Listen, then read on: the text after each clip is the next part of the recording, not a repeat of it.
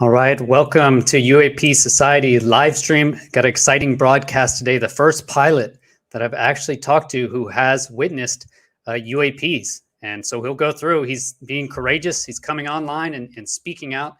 And so I'm very happy to have Christopher Van Voorhis. We'll call Chris. Let's bring him on right now. Hello, Captain Christopher. Thank you for being here, sir. Hi, Chris. How are you doing? Yeah, excellent, man. I appreciate it. Yeah, really happy to actually speak with a fellow pilot. You know, I didn't go commercial airlines. I was F-16s and then retired. But everyone I know went commercial pilots. You know, I went back to my reunion last year. I had a funny story. I was at the Air Force Academy 20-year reunion. And we went around the circle and they just asked everybody. And what they did, it was airline pilot, Delta, Delta, Delta, Delta, Yep. United. It got to me. I was at the very end and I said, YouTuber, you know, and everybody turned around, you know, it was like the music stopped. They asked, how much do you make a month? You know, and it went quiet. And I was like, $1,000. And I'm not kidding. They literally just turned around and everyone just left, you know, just stopped talking. So anyway, it has gone up. It's more than 1,000 now, but either way, very happy to have you on, man. Thank you. Thank you very much for inviting me. Cool. So can you just give a quick background, you know, your quick background, a couple minutes? Sure. I actually started flying when I was 14 years old. So I'm in my mid 60s right now, just getting ready to retire. I would say that a long career. So I've seen quite a few things up in the sky that probably other people haven't seen, and spent thousands of hours just looking outside and looking into the wild blue yonder and looking into the darkness of space at night. Yeah, I do miss that. I miss like flying at night under MVGs, you know, and looking up, you know, after the engagement is over, you're resetting or something and seeing all the shooting stars and the satellites and everything. I do miss those moments. During the meteor showers, like Orion Ed or Leonid meteor showers, it's wonderful to be up there and have a fantastic, you know, first seat view of everything going on. So you said you've been flying for 35 years. You know, you mentioned Japan as well. You're flying out of Japan. Actually, longer than 35 years. Been flying almost 50 years. I started flying gliders when I was 14 years old. So I've flown for the movie industry. I've flown commuter airlines. I've flown for, you name it. I've flown for MGM Grand Air, all the way, even freight. And mostly for the last 30 years, however, it's been strictly airline type of flying.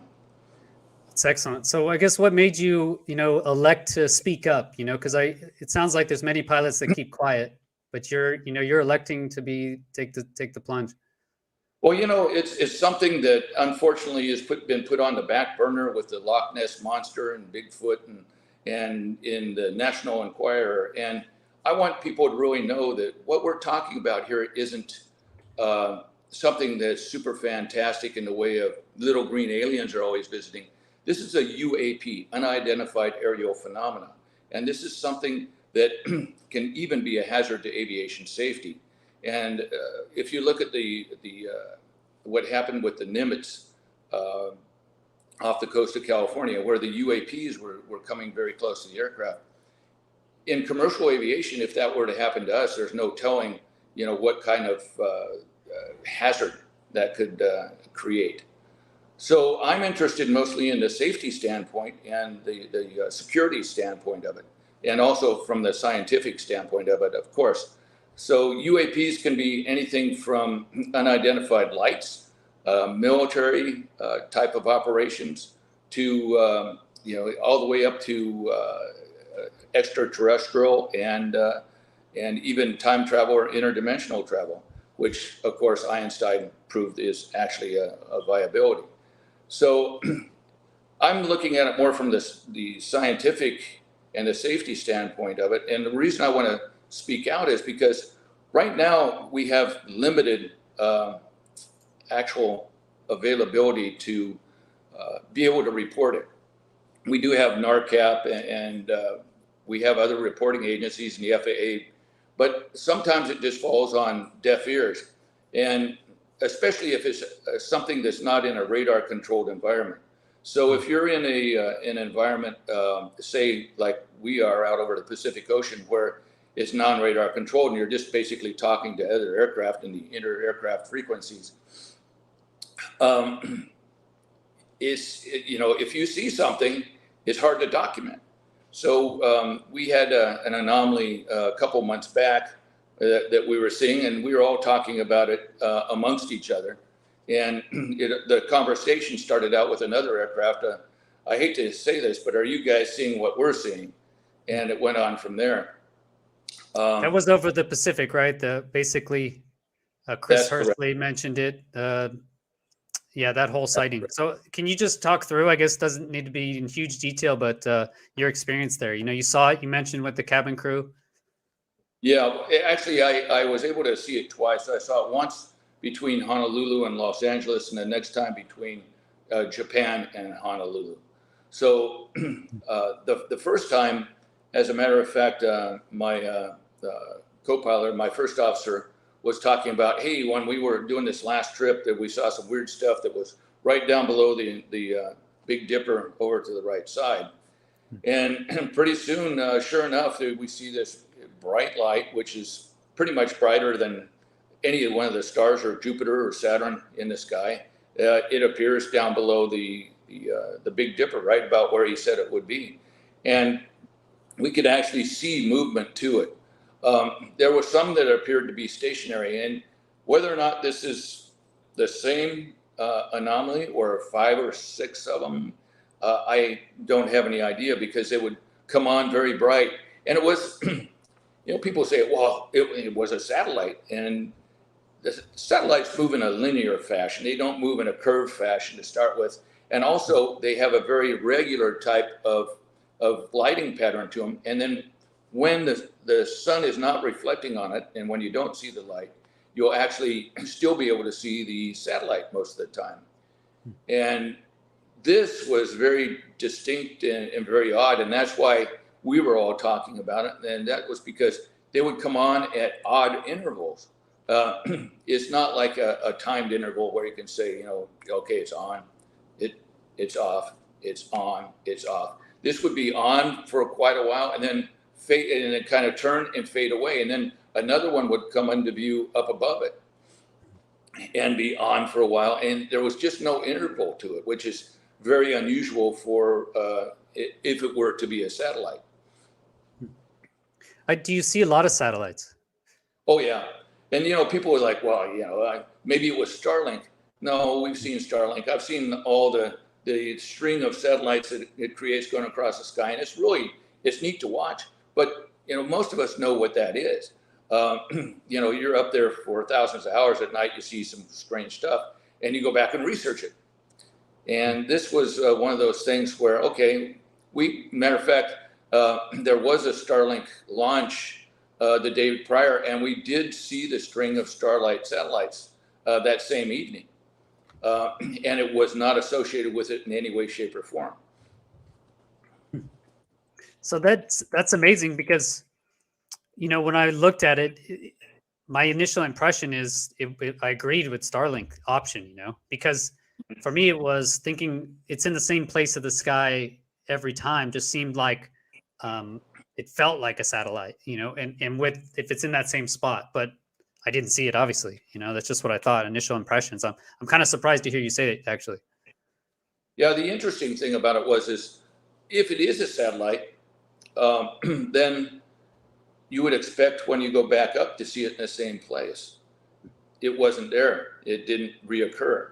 We saw it for maybe a solid month or so, and then it off and on.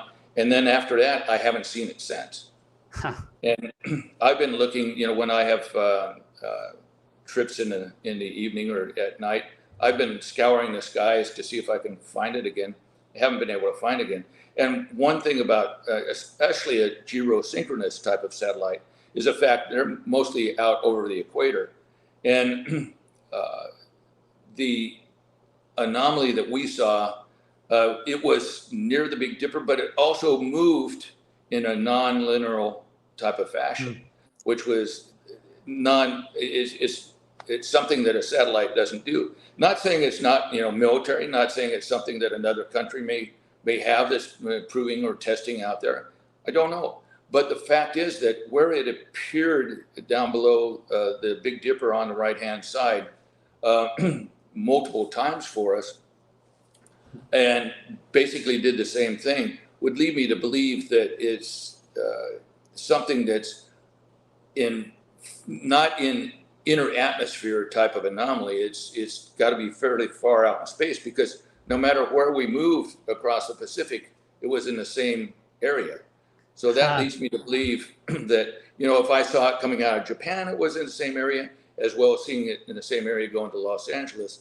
It tells me that it's something that's way out there, and it's not something that's in near Earth orbit. Wow. I guess because there was several planes, right, that saw it at the same time. Yes.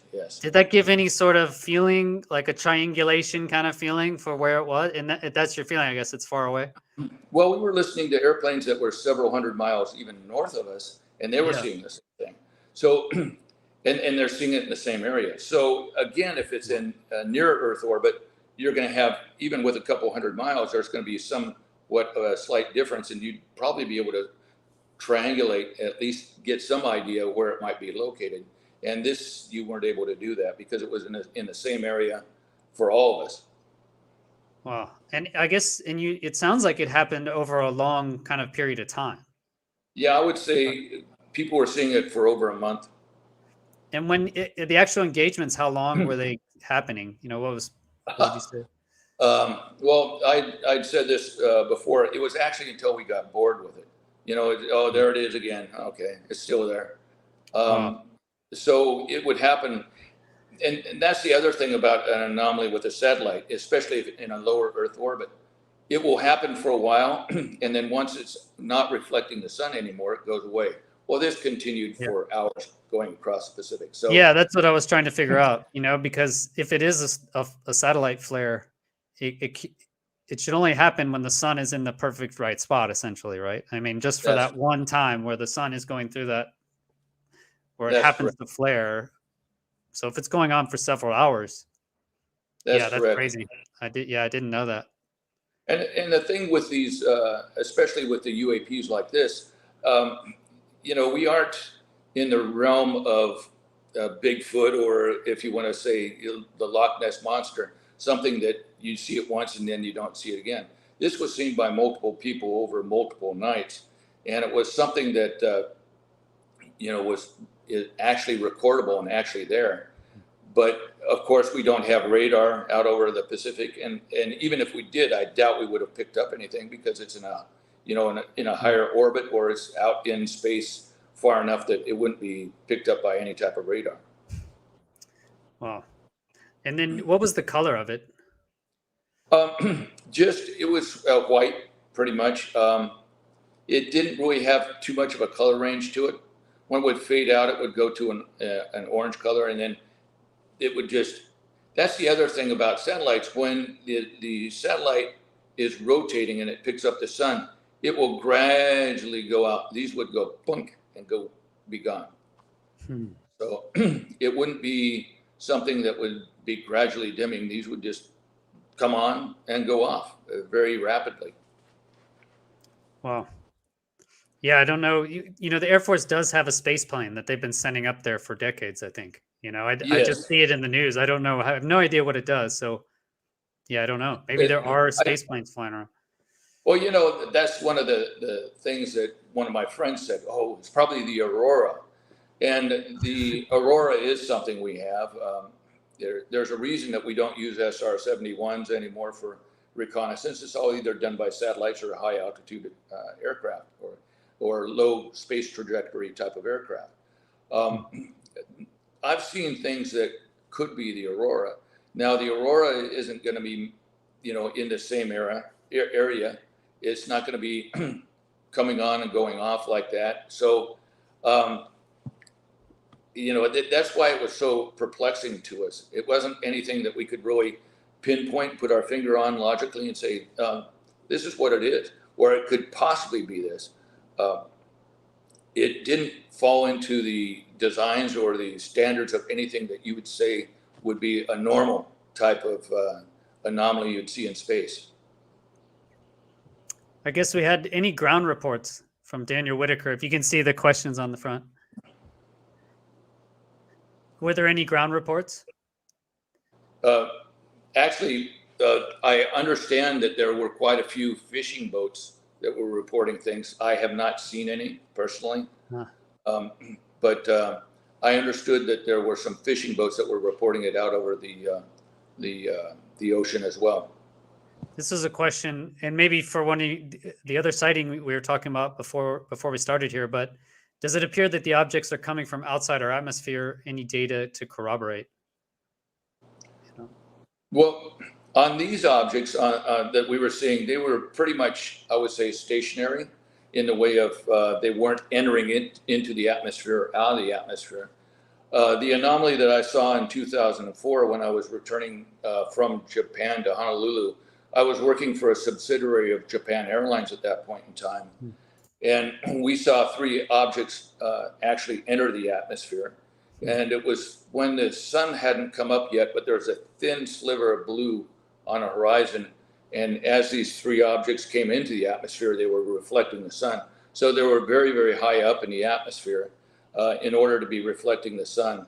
And they, as they entered the atmosphere, they came in, paused and stopped. They somewhat reoriented themselves slowly. And then it was instantaneous acceleration out over the horizon and gone. And that's something that is a completely different type of anomaly than what we are seeing in space now. That was an actual physical thing that we saw. These are pretty much lights that we've been seeing, and you can't actually discern any physical body to it, or you can't really say that it's a craft of, well, you know, it's something out there, but you don't know what it is. You can't actually see the size and shape of it. You mentioned, okay, but we'll go on to that other sighting. But anything else to add, you think, about this over the Pacific? Were you able to talk to the other pilots? It sounds like you talked to a few of them that also saw it. Oh yeah, and I've talked to several pilots with the current airline I work with, and they saw it as well. And now they aren't interested probably as much as I am in this, and plus the type of connotations that this brings up, they just want to back off from it. I'm a little over a year away from retirement, so I may be a little bit more apt to speak out than them when they have 20 or 30 years ahead of them. But yeah, because you mentioned your employer wasn't necessarily happy about you speaking out, right? It sounds like. No, they don't want to have their name dragged into it whatsoever. You know, and it's a shame, because they would have a chance to be on maybe the forefront of something that even we're going to be going to Congress with, and trying to put some type of reporting system. Now, NASA just did come up with a reporting system. They have 16 scientists and other aviation officials that are going to be putting together a type of reporting system where not only military pilots but civilian pilots can, you know, put their 2 cents in. And you're right. Yeah, they had the FAA Plans and Procedure Director was in there. Yes, I was happy to see that. Also, the Aviation Safety Directorate.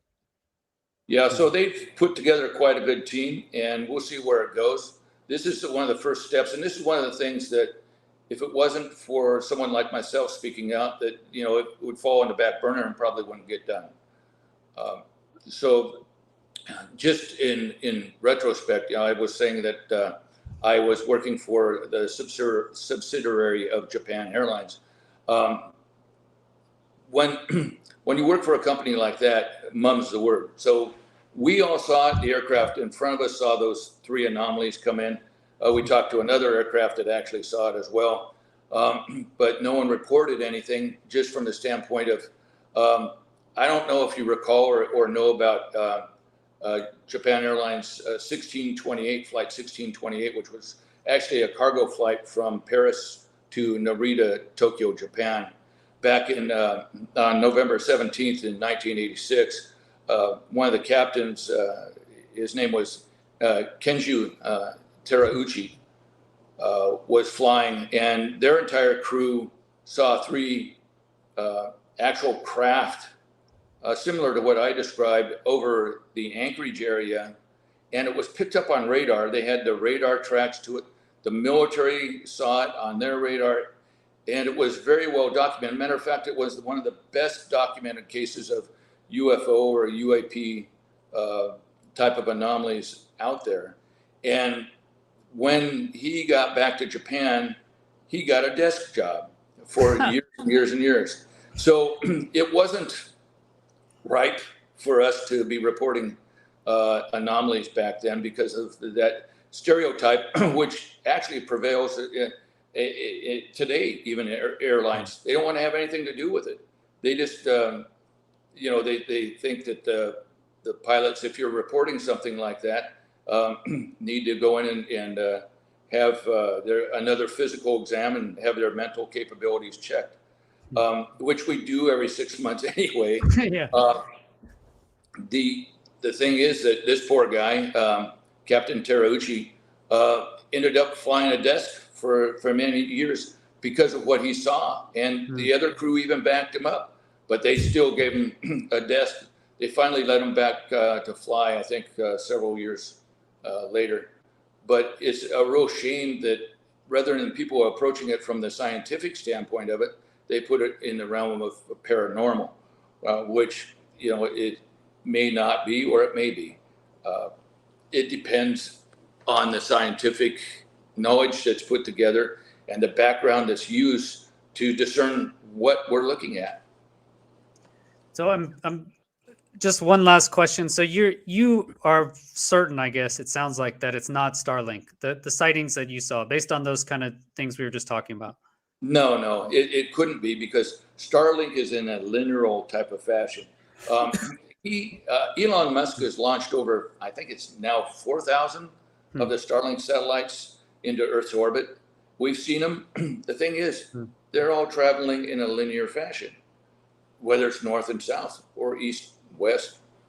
They're not in a curve type fashion. And one matter of fact, one of the things that was brought up is, and they called them racetrack anomalies, is because you would see it kind of curve up and then it would go out.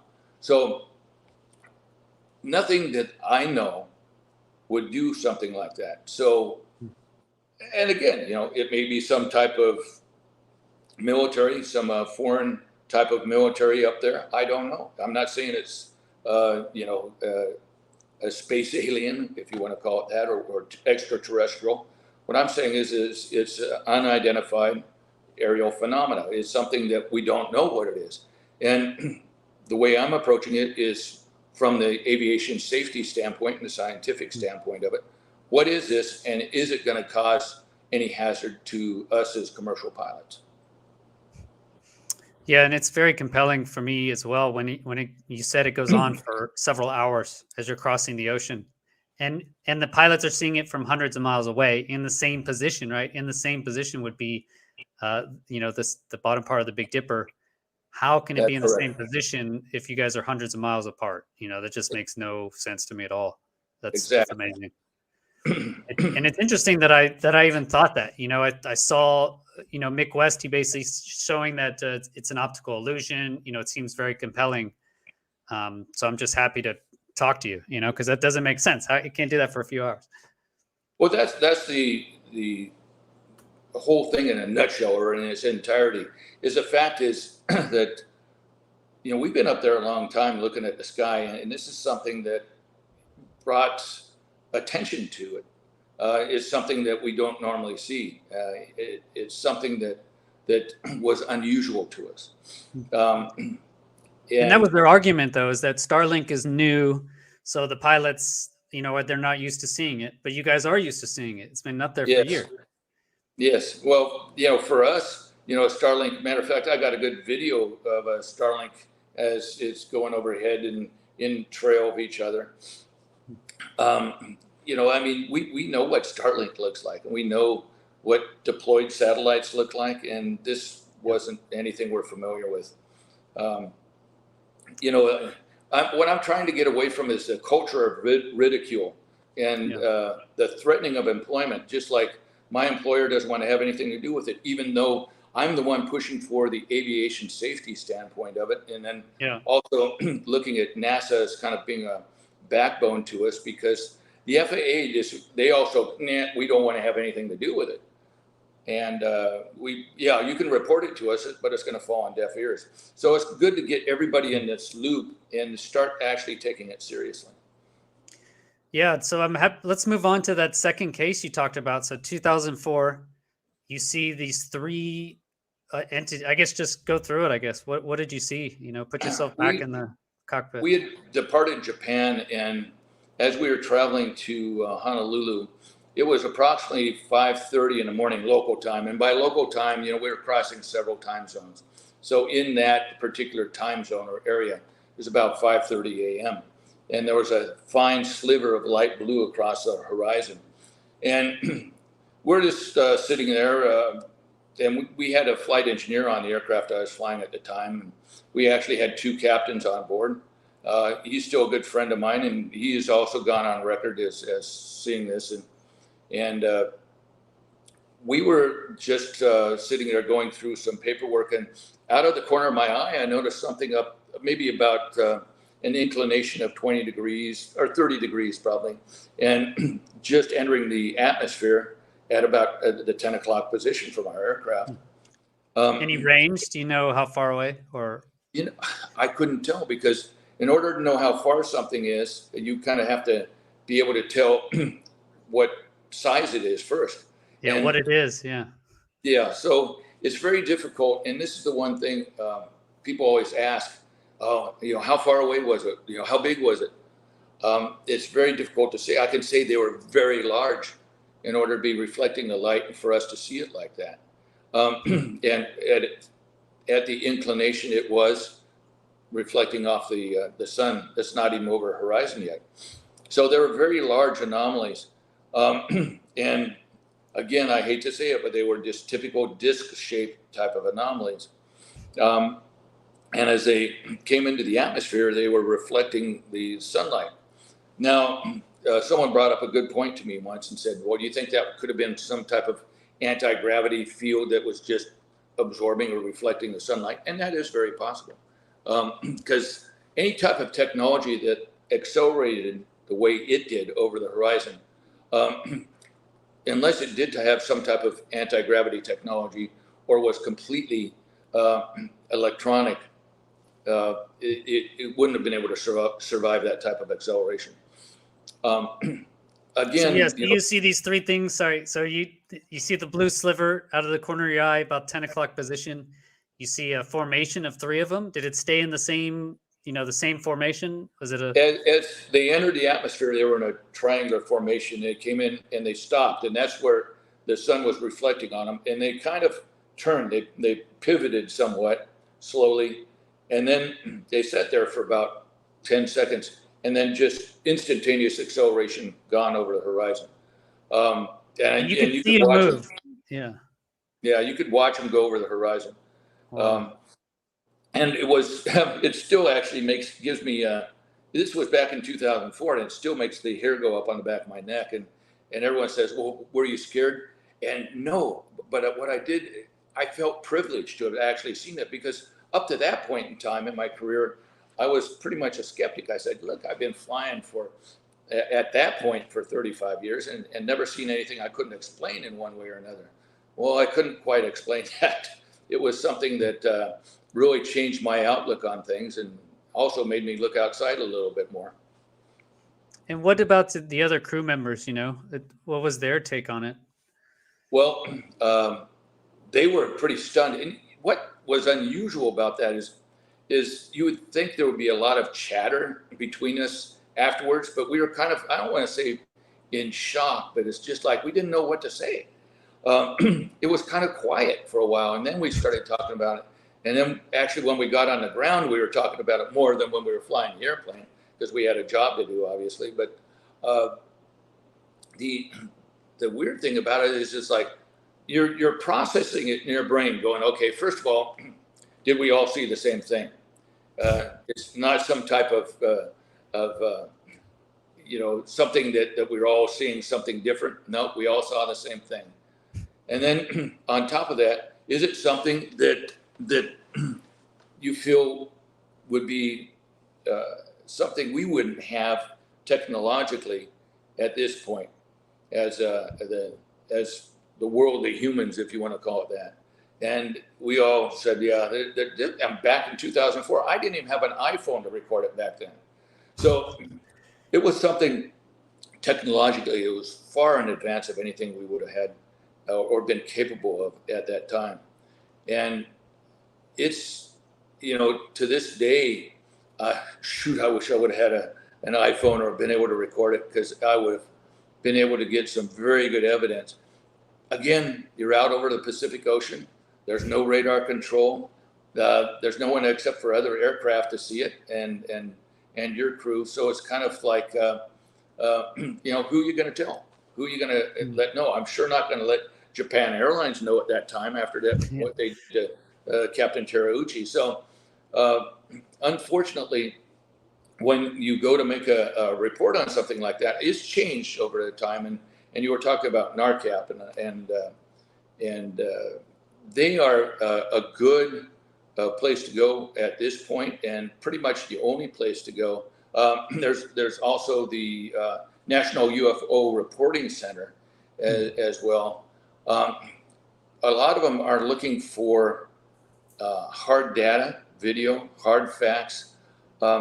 Just verbal reporting.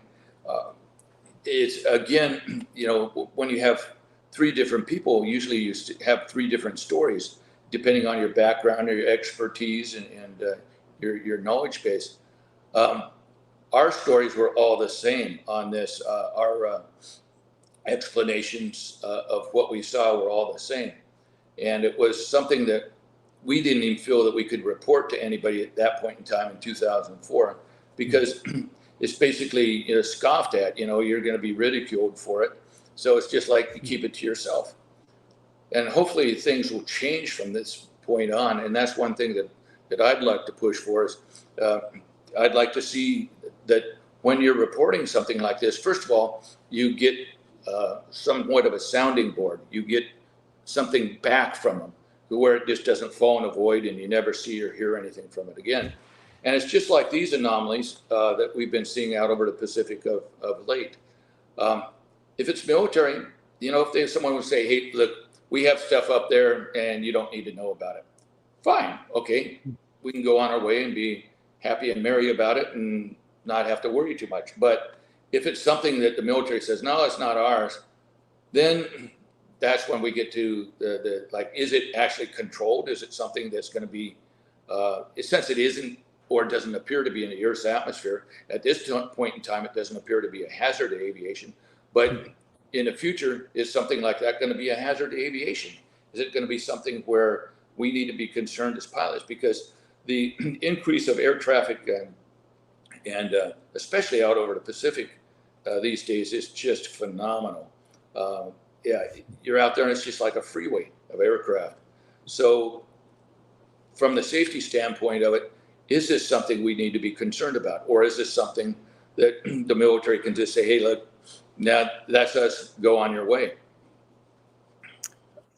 This is a good question, actually. It says, just thinking about when it departed, so you basically see these three objects come in together. Was it the same altitude as you guys were? Do you remember? Or no, it was 30 degrees up? 30 degrees up. No, as they were coming into the atmosphere, they were in the upper reaches of the atmosphere. They were in the stratosphere. As they entered, they had to be in order to be where the angle of the sun was coming up and hitting them at that point, because the sun was still way over the horizon. So they had to be very high up at that point in time. I see. And then when they departed, did it go with the curvature of the Earth, or do you remember anything, which direction they went or how they departed? They went eastbound, actually, toward the United States or Canada, and you could see them as they went over the horizon, basically. Okay. So, they got smaller and disappeared out over the horizon. Wow, that's amazing. And any other stories? You You mentioned, know, yeah, basically, I feel privileged to have seen the ones that I did see. yeah. I've talked with several other people since they know I am interested in this about their experiences, and other people have had some pretty incredible experiences as well. Now, I've seen everything from, the tether coming off the back of the space shuttle that they were trying to use to make electricity. When it broke away, it corkscrewed and was flickering different lights, and that really looked really neat, kind of psychedelic. And then we've seen space junk re-entering. We've seen meteorites. I've seen other types of aircraft. I've seen high altitude aircraft. We've seen U-2s. We've seen, I've actually was able to observe the Russian space. What was it? Soyuz? Is that Yeah, what it was? Yeah, yeah.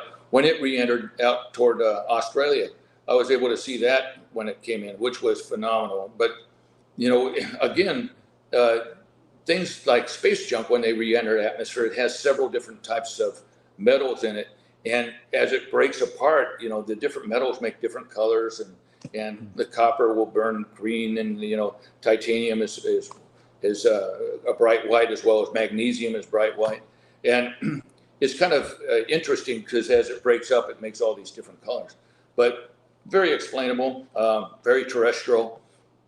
And the only two incidents that I've actually experienced were the ones over the Pacific, or actually three incidents because it was the same thing coming from Osaka. But those are, to me, are unexplainable, especially the one in 2004. That one was something that I wish I could see again. I really do. But is still unexplainable.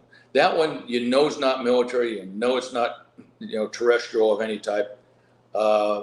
It's got to be, I hate to say it, but one of three things. It's got to be extraterrestrial. It's got to be interdimensional or time travel. That is the one that really caught my attention, because you can't say really it's military. I wish I could, because if so, then we wouldn't have to worry about wars on Earth anymore, because if we had that type of technology, it would come to a screeching halt real fast. I guess one question from Enda Williams: were items seen always white or any other color? The ones that we saw of late were all white, and then, like I said, as they dimmed, they kind of went to orange and then went out very rapidly. And then the three that you saw, what color were those? Those were basically silver. They were of Okay. and again, it's hard to tell if the silver is something that's reflecting off the actual craft, or some type of maybe anti-gravity shield they had around the aircraft, or something around the mechanism. Yeah, I thought of Turkey UFO. That's one video I have out of Turkey. They have pretty high def video of something in the sky. It kind of reminded me of that. It lights up. I don't know. Maybe you can check it out, or if whatever. Yeah, Turkey I'll check it out. Yeah, I'm curious because when you said that, it kind of reminded me of what that looked like. There's this part in Turkey UFO, and it seems like the sun's hitting it or something. I don't know, like it's supercharging or something. It seems crazy. I've seen balloons up there before. I've seen high altitude weather balloons, and the thing is, you can look at it and go, "That looks odd." Oh yeah, or look at something that is even re-entering the Earth's atmosphere and say, "Oh yeah, that's space junk. That's a meteor." After a while, you get to know this stuff fairly well. Especially, I've got almost 32,000 hours of flight time, and you get to know things fairly well. Yeah, and you've talked to other pilots, that I've seen this stuff like you mentioned. So here's a question from Mark Beams. What sorts of variations in shape or design was observable? We already talked through but I guess talking with other people, what do you hear? The ones of shape and design, pretty much the only things that I've been able to talk to people. One of our pilots actually saw some type of square object that the aircraft passed by in close proximity. They could look at it and say it looked like it was square, and square and black. But he couldn't get a fast enough look at it. They just kind of saw it out of the corner of their eye. So that was the best description that he could give to it.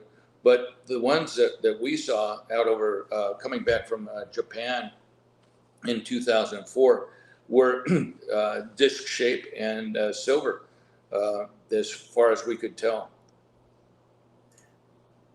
Yeah, awesome. Thank you, Christopher. And thanks everybody for being here. Do we have any last minute questions?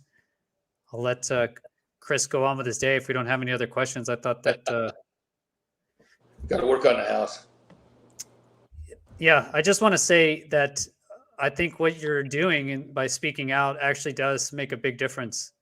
You know, it's, I guess it makes a small difference, but it is making a definite difference, you know. Just the fact that you're talking about it, you're credible, you sound credible, you have so much experience, you know, it just adds so much to the story. I wish more pilots like you would speak out. I hope they do. Thank you, Chris. Yeah, we need to share this information and have more credible stories out there. And then maybe people will take it out of the realm as paranormal and look at it as being something different that maybe we have to look at from an aviation safety standpoint. Yeah, definitely. I think, yeah, I love aviation safety. And the biggest thing, you know, I was the commander of my last unit, tactical leadership program. And one of our exercises, we had 0 safety reports. Wow. You know, but when you look at it, you really, you know, if you know safety, you know that 0 reports is incorrect. You know, if you fly, you know, if you fly enough planes, and probably just a few is enough, you're going to have some sort of safety incident. You know, if you're not tracking your safety incidents, then that means you're not tracking your safety incidents. You know, there's nothing going to be done. You can't improve on it. Tracking is the first step. Literally is the first step to solving the problem, is actually realizing that there's any sort of problem going on. And the only way to do that is with data. So we had the same issues, you know, I was a safety investigator, and people wouldn't want to talk to us. You know, I was on an accident investigation board, and they really didn't want to talk to us. But it's required. Yeah, I don't know why. I wish more people would speak up about it, but once your name's out there, then, you know, then people can contact you about it. You maybe the stigma just starts taking over. So, right. And as an airline captain, our first and foremost priority is safety to our passengers, safety of the aircraft and safety to our crew. And that is our number one priority. And that's why I feel like speaking out on this will make things better. I'm hoping it will go that way anyway. Because the safer we can make everything in the sky, the better off it is for everybody. Wait, and do you have any expectations for the next UAP report? You know, have you been following that along? I'm really hoping that some of the other pilots will come out and speak up and make it more of a mainstream type of anomaly, if you want to call it that. Make it something that is reportable and that people aren't afraid to come out and talk about.